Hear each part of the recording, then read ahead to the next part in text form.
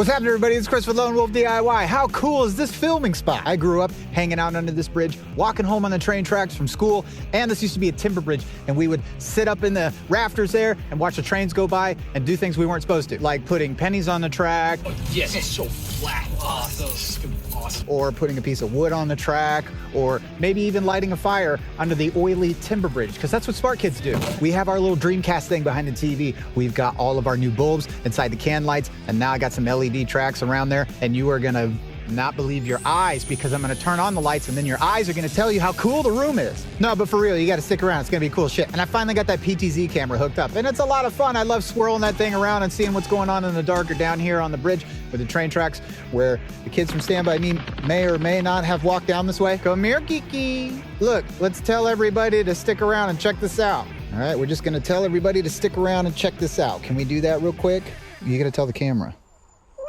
Stick around.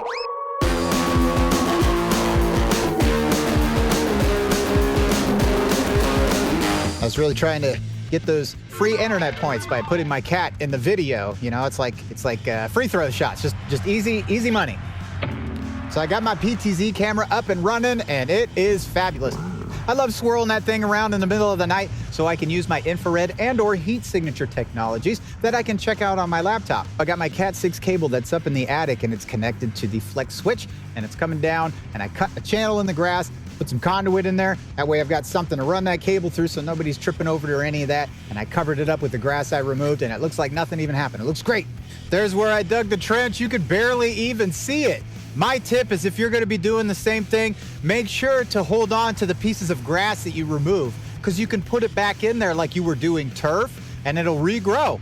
Hopefully I buried the conduit down far enough, because grass doesn't grow on plastic, and that's gonna be a pain in my ass trying to take that out. So just do it right the first time, because if I have to rip that out, I'm also gonna rip this out. There it is, man. There's the PTZ, and it is working great. I had it facing into the woods the other day, and then last night I had it facing towards the train tracks. So I'm gonna take my footage inside and see what I captured on tape.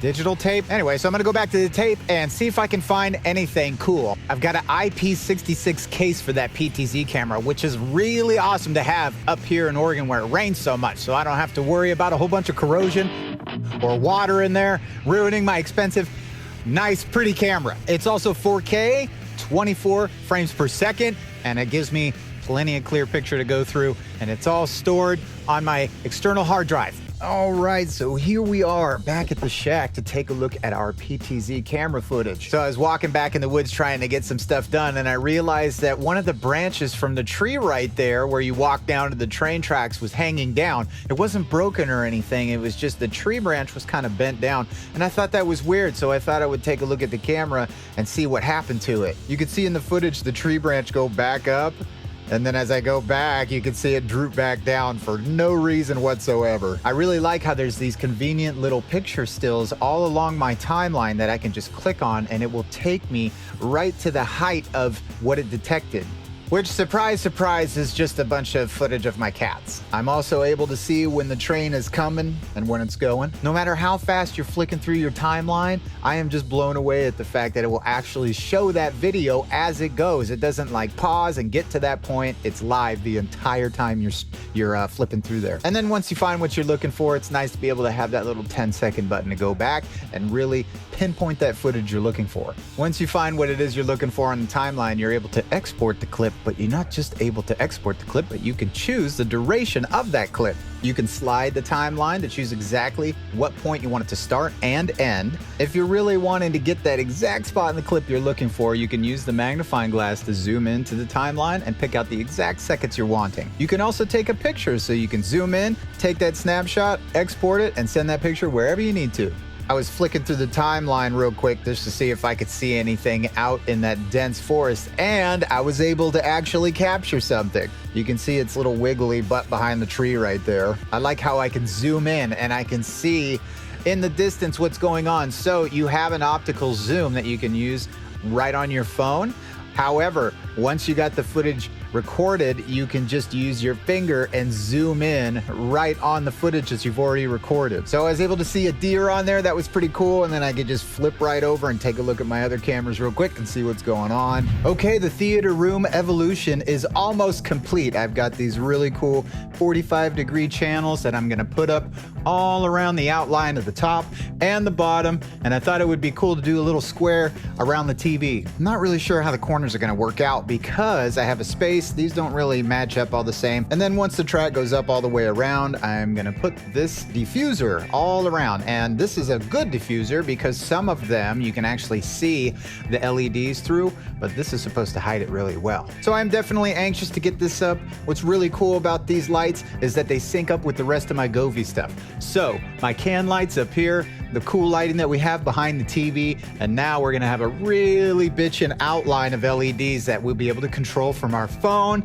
all the different effects, matching colors. It's gonna be so much fun, man. And if you're like me and you don't like going anywhere, hanging out playing video games and watching TV all day, it's a must. It's a fun must, an Elon must. This room is gonna be so much fun. So I'd like to think that this is gonna be the final straw, but I know it's not. I've got movie posters. I've seen how cool it is when people do custom light boxes. Maybe I'll do something like that. I don't know. It's gonna feel like I'm playing laser tag down here by myself, but man, is it a lot of fun. Let's keep working on it. All right, we got all the tracks up. Now I got to put my LED light strip down.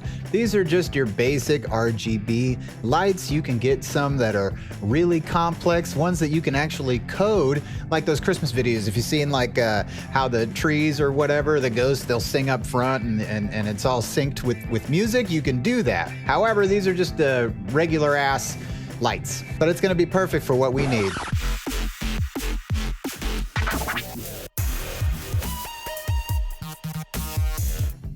I guess seizure is the demo setting. I hate it. This looks fucking awful. Now, Amazon, when I was buying these diffuser lights, I was told that you would not be able to see the bulb. So it's ugly and it sucks, but that's okay because there's still some fun stuff that you can do with it. So check this out. I told you guys before that they had themed light settings, and now that I've got all these LEDs and the can lights up here and the light behind the TV, it's really being able to use those colors to good use. They have like, check this one out. Like that's like, it's all turquoise and then purple. And that's like a blend of the two. Okay, flower fields. See that? See that? Look how neat that is, man. Look at all these different colors. Forest. Ooh, this is cool. With all these lights, this is a very cool feature. When I just had the can lights, it didn't make a lot of sense. You know, the colors would change, but it really wouldn't have much of an effect. Even with the Dreamcast thing on the back of this, Dreamcast, had a Sega moment. Did you guys have a Dreamcast? Like with the Game Genie? Wow. How about Valentine's Day? We're gonna set it to Valentine's Day.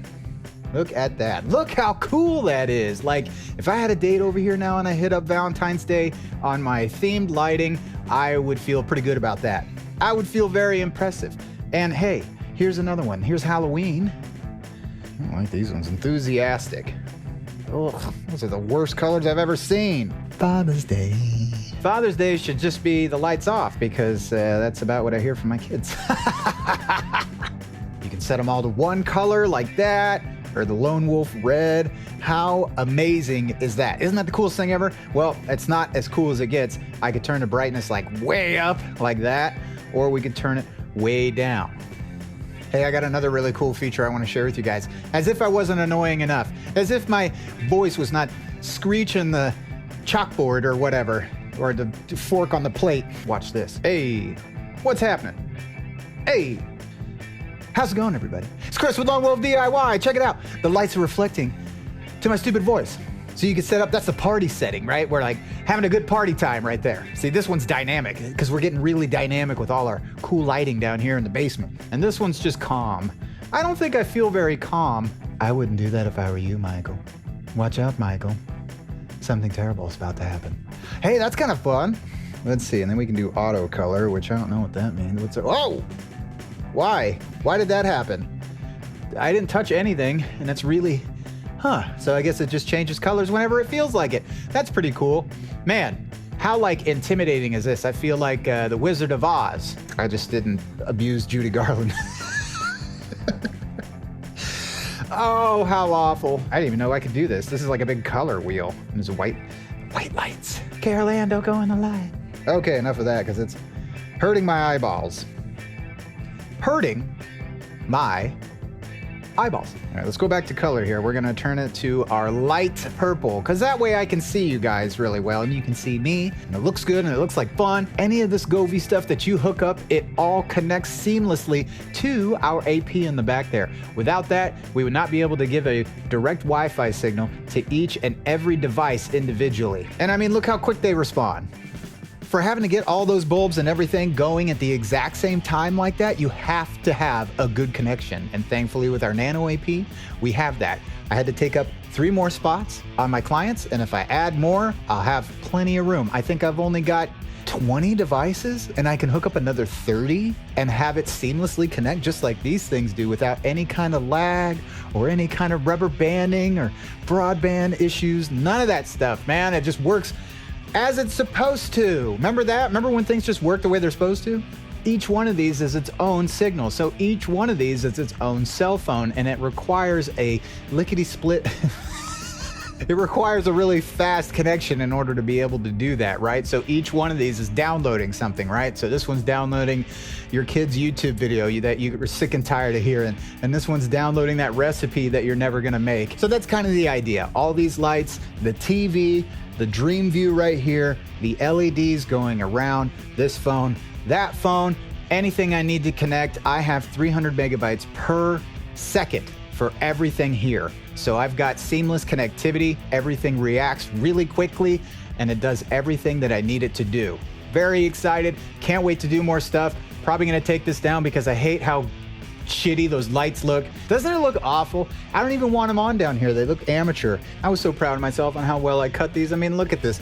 These are 3 different points connecting and you can't see any kind of a light or a crack or any of that stuff. Only to preserve the shittiness of the goddamn bulbs. This looks so dumb. Which goes to show, everybody, you can't win them all. I tried really hard. I did everything as directed and they lied to me. What a bunch of horse shit. It looks like Pac-Man's about to come around and eat all the little balls or whatever those are. I was thumbing through my footage and I found some more cool stuff. My mom's cat was wandering around in the middle of the night. It was about 2 in the morning. I got the notification. So I just started following them around in the yard and they were doing a little hunting and it was fun because I'm just sitting up in bed and I felt like I was doing some hunting with them. And then I was zooming out and what else could I find? And I was like, oh, well, there's my kitty Merle right there. He's wanting to hang out with the other cat, but the other cat doesn't care for him very much. So he just sits back with his crazy dead eye.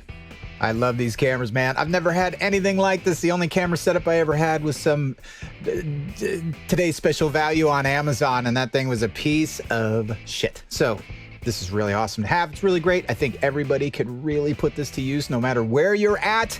You hook up your UDM Pro, you find something online you want to connect, go to the Ubiquiti store, buy yourself a camera, buy yourself a Wi-Fi extender, and then you just plug it in, adopt it, and you are ready to rock. So that's my show for today, everybody. Thanks so much for being here. Really, I really appreciate it. If you could like and subscribe, hit that notification thing up in the corner. That helps me out a whole bunch. It allows me to keep making these videos. This is a lot of fun. I enjoy doing this. I'm rarely gonna come up on your YouTube algorithm. I'm not important enough. So make sure to come back and see me next time. I have a great episode coming up. I'm gonna go see my buddy Danny at his office, and he shares that office with his realtor friend. So that's where this stuff is really gonna shine because they're both going to be able to use this equipment and they don't have to pay separate subscriptions. They're not going to get caught by Comcast and get some kind of a fine and get yelled at or the finger shake. Does that make shake fingers in there? But it's going to be really cool. It's just going to be able to show you guys how versatile and how free you are using Ubiquiti's networking equipment. That's why I believe in this stuff. And that's why I believe in content creators and small businesses and helping them out. By using this stuff, by promoting you guys and making these videos and raising awareness about how hard you guys work